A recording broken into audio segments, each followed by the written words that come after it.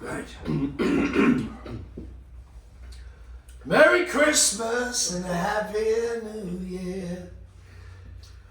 Good evening. I'm at Nighttrain at Bradford with a special guest, Spike from the Quireboys. Hiya, mate. How are you doing? Wonderful to Pleased see to you. meet you. Thank you for having me on your show. You're very welcome. What are your first memories of music and what drew you to music? Funny enough, the first, shall be serious, my first thing was a song that I'm going to play tonight, which was Ralph Martel, Yeah? Streets of London.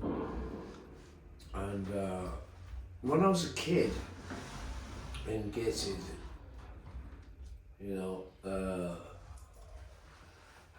was about 9, 10 or something like that, and in them days they used to get, they had guitars, right? And then all of us, so my first thing was this, there was a woman there and she was trying to teach everybody in the class the guitar, and for some reason I picked up E, G, D and E on the guitar, and I came home and my dad was so impressed. He got me private guitar lessons. Right. And that's how it all started, actually. I wish they would do that in schools now. I mean, I did a thing, and I was like, God, I mean, they should do that now. I mean, it's like music is a part of every kid's life, you know. I mean, I've got a son, I'm a granddad, you know. Yeah. And I think that schools in England and stuff, you know, in the UK, they should keep doing that. I mean, if it hadn't have been for that, I wouldn't be sitting here now, you know. So thank you. Yeah. Yeah. Music's Music. I might you see, I've got 2 older sisters.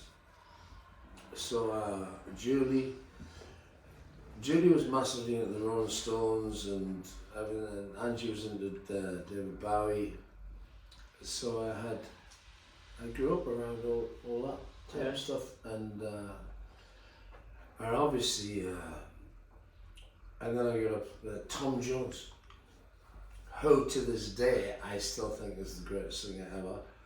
And I'm actually going to play one of his songs tonight, because the first ever concert I ever went to was Tom Jones. when I was 4 years old. Yeah? In Castle Odeon, yeah. And then I ended up writing 2 songs for him, which was very bizarre when I was living in Los Angeles. Mm-hmm. And so I think anybody knows good music when you hear it. You do, yeah. You know, and with me, I think, you know, I think it stops at about 18, 19. That is your music. Yeah. You know what I mean? And so Ralph Martel, ragtime guitar, you know, Stephen Grossman, Ralph Martel, Julian Bream was a big influence on the classical side and stuff like that. So, and of course John Williams and all that. So, but I was, you know, classically trained from a kid. So it was like, and Ralph Martel I just adore. You know. He is amazing, yeah. Oh, he's the most incredible. I adore him. You know, I'm going to play some Ralph tonight as well. Yeah, sure. I can do anything tonight when I play acoustic. Yes. You know, so that's if I remember. I've still got a voice left. Yeah. I haven't stopped singing. I've been playing nearly every night, man. Yeah. Yeah. And travelling. It's the travelling that just travelling that does it, yeah. Yeah, I just got in from Dusseldorf the other day.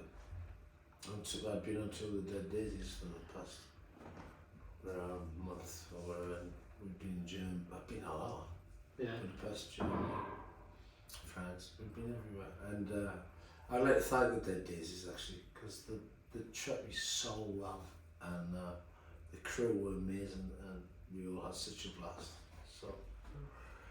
Yeah. It's nice when you all get on and everybody works well together. Isn't it wonderful? Yeah. And the audiences, man, they're going to thank everybody in Europe who bought all the merchandise and gave me the support that was incredible. I mean, there's not many people that go on stage with an acoustic guitar before a rock band like the Dead Daisies. So it was a bit, I was like, oh my God, am I doing the right thing here? But thank you so much, everybody, all over Europe, thank you. That's brilliant, yeah. What were the times like recording with the Quireboys? The first And album? what sort of memories have you got of this? The first album? Yeah. Well, the first time we actually recorded anything properly was I was on an old Foster machine. I remember we recorded Hits, Please, How Do You Feel? And then Phil Mogg, Nigel's uncle, Phil Mogg from UFO, he took us to the Young Studios in Birmingham, you know, AC/DC Youngs, so it was like, and we done 4 or 5 songs there. But then when we'd done the first album, and that was the cassette that we used to, in them days, used to have to get a gig. So the cassette that we had, I mean, we walked around every, you know, in Camden and you know what, and thank God Bush Telfer from the Marquee Club heard one of our songs, and then I got a phone call one day saying, would you like to support so-and-so? They didn't have a support band at the Marquee Club, and we were there like a shot. Yeah. Okay. And then Bush, God bless him, he loved the band, and he started putting us on everything, and we were basically playing at the Marquee Club in London all the time, you know, and then that built up to like what happened. And plus the other thing was we were called the Quireboys, which didn't go too well at the universities. But we you know, it's heartbreaking because I don't have Guy Bailey with me anymore. No. And he was my best friend, and that's who I wrote all the songs with, and if he was here now, you would be having the best laugh in your life, because we'd just be having such a good time. And we really couldn't believe how well we done, actually, at the end of the day. But recording in Los Angeles on the first album, we done with Jim Cregan, Jim Cregan, George Tucko, and Ron Nevison produced it. And the reason Ron Nevison was involved was because of UFO as well. And Phil Mogg was a huge part of the band. Yeah. Yeah, I mean, you know, if it hadn't been for Phil, there's two major people, Phil Mogg and Bush Telfer, that made our band that is, you know, as big as it was. So it was, to tell you the truth, recording, we were more interested in going to the Rainbow. And then, if you do an album, I remember one day we were playing and we were in Cherokee Studios, and Jim Cregan done the most incredible thing I've ever seen, right? It was like, we'd been out all night, we were knackered, and in them days we always played live in the studio. Yeah. And we were shit.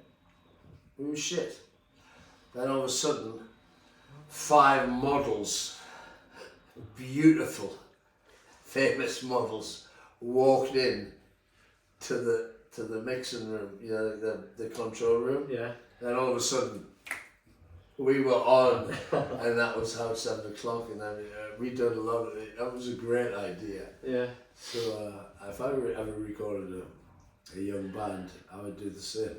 Bring loads of young chicks in, because you play a hell of a lot better. Yeah, we love 7 o'clock. It's great. It was all pretty much done live. I mean,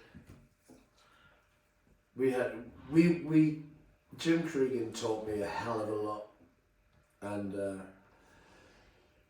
we did have a lot of drummers in the Quireboys. I mean, you know, we counted, I mean, so many, but what we did do was we had Ian Wallace on drums on that album, and we looked at it when he started playing with us the first time. It's a bit like the analogy would be like, you know, if you play pool with somebody and they're shit, you play shit. Yeah. When you played with Ian Wallace, we were like, oh my God, this is what a real drummer sounds like, you know. Yeah. You know, and God bless him. Thank you again. Makes a big difference, doesn't it? Well, there's a difference between rock and roll, you know, and the Quireboys weren't really a heavy rock band. We were not a heavy rock band. We needed to roll, and that's what Cregan taught me. Quireboys should roll and not rock. Yeah. And that was the difference. And, you know, I should have listened to him a lot more than what I did.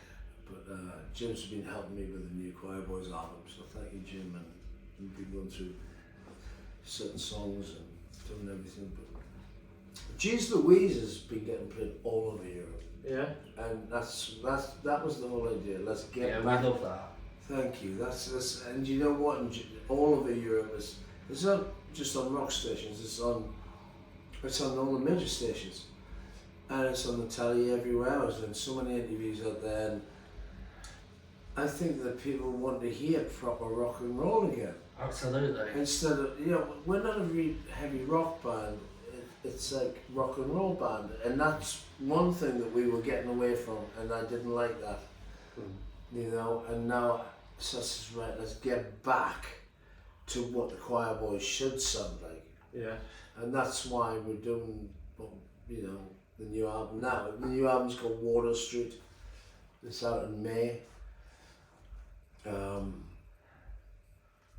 just do, you know, songs from your heart, and trying to keep proper rock and roll alive, you know. Yes.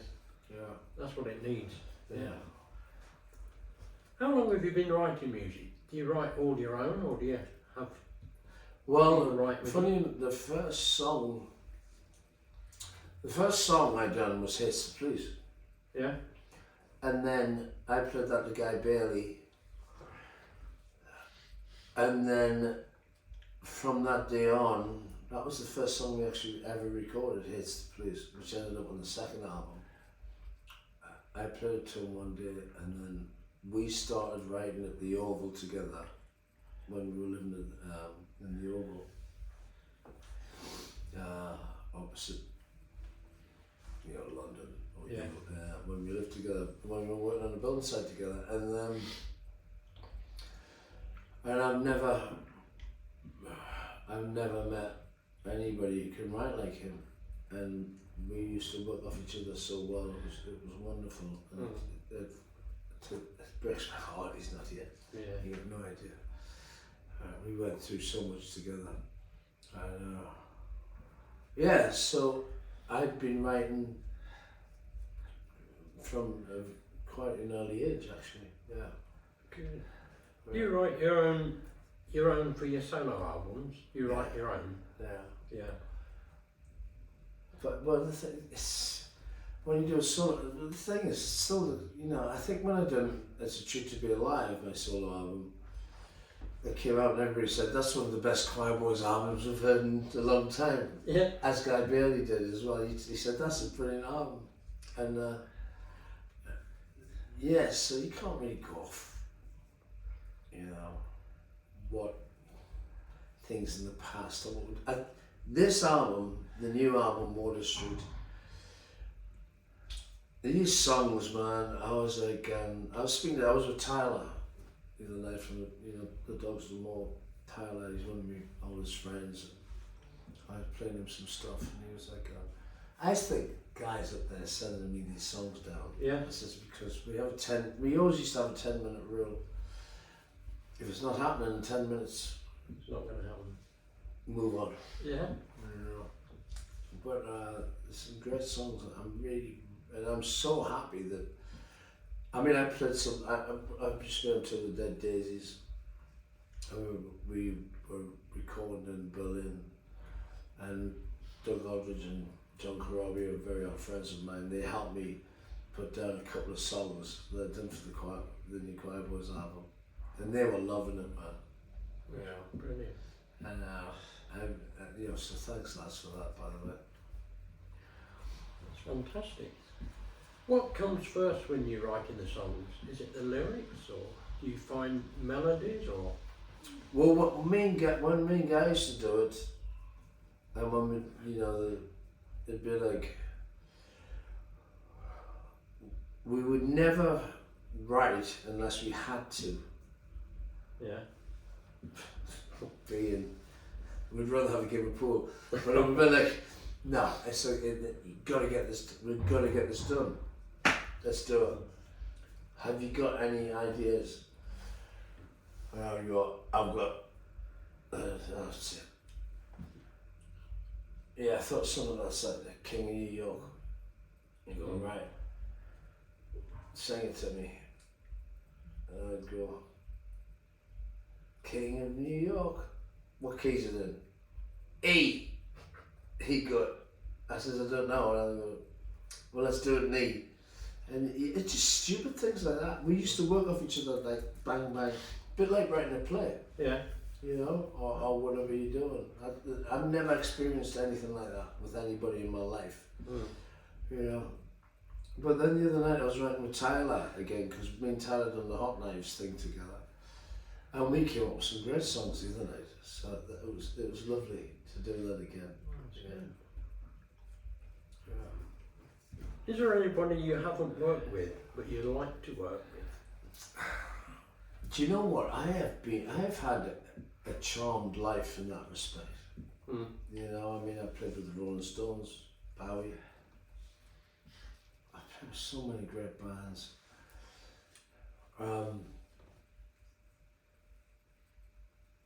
No, I mean, I've written with different people and done different things, but it just doesn't seem to work sometimes. And you know, the Quireboys have always been my band, so it was like, I know what the Quireboys fans, I think, would like, especially now in the new album. I think that this is, I know I'm an old man now, but it's like, I think this is the best stuff you've done. I really do. Because it's like, when you listen to yourself, you know when you hear yourself on the phone, or you hate the sound of your voice, don't you? You do, yeah. You know, yeah, definitely. So it's like, yeah, it's good. So I hate listening to myself. So yeah, likewise.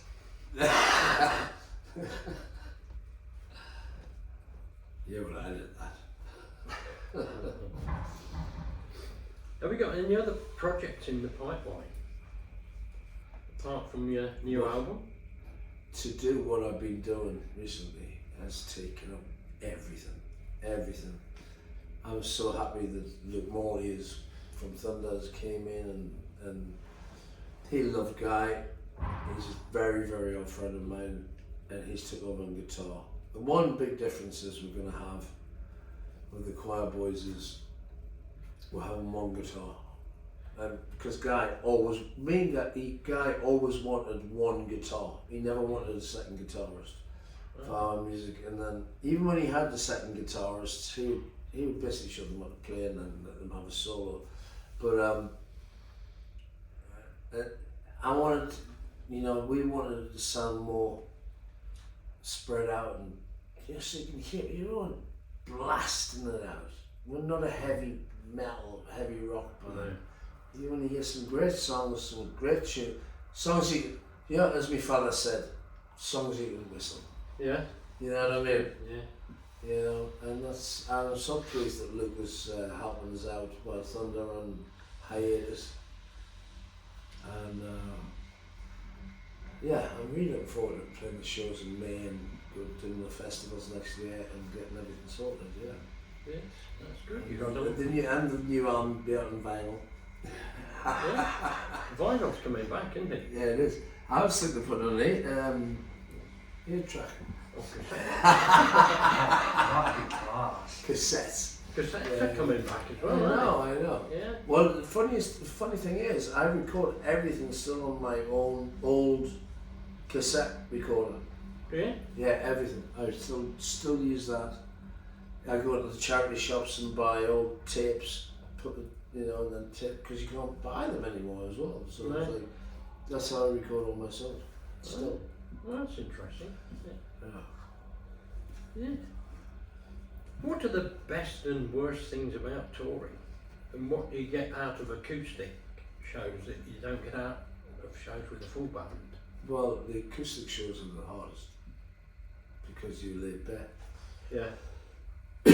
I never really wanted to do the acoustic shows. No? No, because I'm not a natural guitarist. I'm not a natural guitarist. You know, like to honestly, I mean, you know, it takes. I mean, my thing. I can't wait to get back on stage and do it properly. But you laid bare, you know, on acoustic. The more thing of the acoustic shows is not so much the songs. It's, if you want to ask me stuff, and I tell stories about what happened with. You know, I've had a fucking charmed life, man. I've fucking met everybody and been all over the place, and I think people like to hear all that and have a laugh. Yeah. It's not like I'm not sitting there. I'm not, you know, standing on stage doing all Quireboys songs all night and going, you know, this is all. I'm mixing it up with different songs and thinking like it's Christmas now. You know, I'm like thinking what would people like to hear. And I can tell a story about, so if I went on to a White Snake, you know, or Aerosmith or whoever we played with, or the Stones, tell a story about it and play a song about it, you know. That's very interesting. It's completely different to what the Quireboys, well, you know, the proper Quireboys do. Will you still keep doing your acoustic when you're back with a full band? Well, the schedule's so getting booked up so much. Wow. I'll probably, it all got started in lockdown, and I will, you know, I don't know what's going to happen yet about that. These are the last, I've got some shows in Spain, and a few more in March, and then the Quireboys start. But I really enjoyed playing with the Dead Daisies, and but it is difficult. It is. Yeah, I mean, it's what it is. It's traveling. Yeah. You know. I mean, I was on the flight from. I was in Dusseldorf, and then I was in a car crash, and I missed the flight. And you go like, oh my god, and you have to deal with everything. But then that's my life, I guess. You know. Yeah. You know. But yeah, it's all been great so far. Everybody seems to love the acoustic thing, you know. And I'm so thankful to Chris, and I've got Mark Stanley with me tonight, my old mate. Yeah. You know, so that's good. We're really looking forward to the show. Thank you. Yeah. I hope I can sing. Yeah, you'll be fine. I'm sure it'll be good. Where can people find out about your music? Spike Quireboys. Yeah. Which has been changed soon, and everything's on there. Facebook, Instagram, the usual stuff. Yeah. And the new album will be out in May, called Water Street, and it's going to be on pre-order before Christmas. That's good. So Get people it out can pre-ordering. yeah. And I looked the other day. There's 28 songs altogether so far. So I'm going to whittle them down to 14, maybe. How many songs do you have in an album these days? 12 to 14. Yeah, 12 to 14. Yeah. You'll have to think about a second one then. I've already got it. Bonus tracks. Yeah. It's weird, man. I'm the old school from when you had to release a single, and I mean, there's no charts anymore, is there? No. You know what I mean? No. You know, we're just now we do everything ourselves. You know, it's like that's the way to do it now. You know, That's right. instead of just, you know. But everybody's really looking forward. Do you know what? You got to realise that me, Nigel, Chris Johnson, and We started, we were 17. Yeah. I was 17 and Nigel's a little bit older than me, but just a year older. But and Chris Johnston and Guy Bailey. We started this band a long time ago, and that's all I've ever done. So what else could I do, you know? And that's why it's great to be back and doing proper music again. Oh, one thing I did mean to ask you, where did you find the name for Quireboys? How did you name the band? Well, the Quireboys, we were going to do a gig. I was working with Guy Bailey on a building site. And I'd watched this movie called The Quireboys, this American place. So that's a great name for a band. And then we were on the, I've told this story before, but we went on and we actually used to dress the same way that we do now.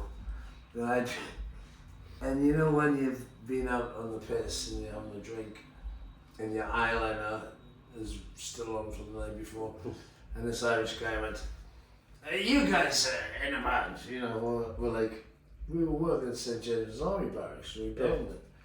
And he went, he says, "Well, that fucker in the band, you shouldn't," he says, "Oh, what's the name of your band?" And I says, "We're going to call it the Quireboys." And he went, "Well, that," with him, pointing at Guy Bailey, he says, "You should be called the bloody Quireboys." And we went, "What a great name."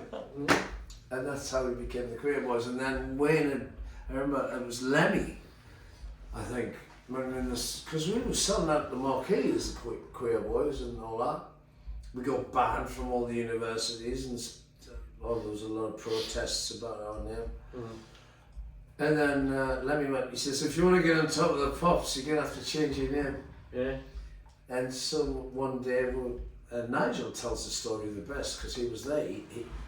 The stencil on the thing that said Quireboys, he went, "If you just change that to that and call it Quireboys." So that's how it ended up being the choir, like with the Q. Yeah. Yeah. I've seen it, some people have called it the London Quireboys. Is that? There was an Australian band called the Quireboys. Oh, so stage. So on the radio they could. I did wonder if it was the American thing as well. Cause No, because the deal was back in the early, well, when we released out, when Sharon Osbourne was doing it. of course. The deal was that if you'd been on the Billboard charts, they had the right to the name basically. So it was like, cool. so instead of being on Quireboys UK, because on the radio you sound the same. Yeah. We said let's call it the London Quireboys instead. So it was only in Japan and Australia and America we recorded that, but now it doesn't matter anymore. Yeah. Well, I thought the Quireboys was a brilliant name. yeah. Think we'd get away with it now? Oh, I don't know. A bit of controversy never went amiss. No. Oh, right. Well, thank you very Thank you. much. God bless you. Yes, we're really looking forward to the show. Good luck for the future. Great, thank you. And the Good new, luck the to the new new tour, album. there's, I don't know if you can put the 5 shows we're doing in May. With Luke and the original band, and then we've got the album coming out and everything. So I'm supposed to be on stage. Yeah. Thanks, Kev. Come here, Kev. Come on. Come on. What do you want to tell us? Nothing. Get on the fucking stage. Yeah, you're Alright, can I get, is my eyeliner look orange? Any chance you could just Yeah. do a quick shout out for the radio? Okay. What do you want us to do? Just read that out.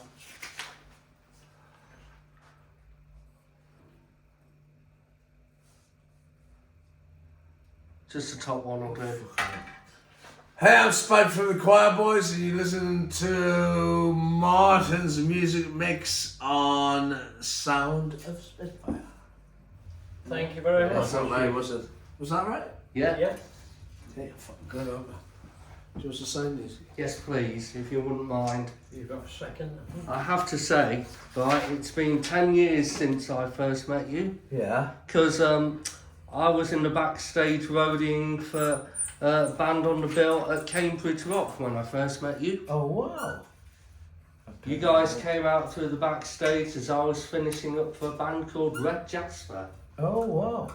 who were on the prog stage. Cambridge Rock used to be a good festival. I love it there.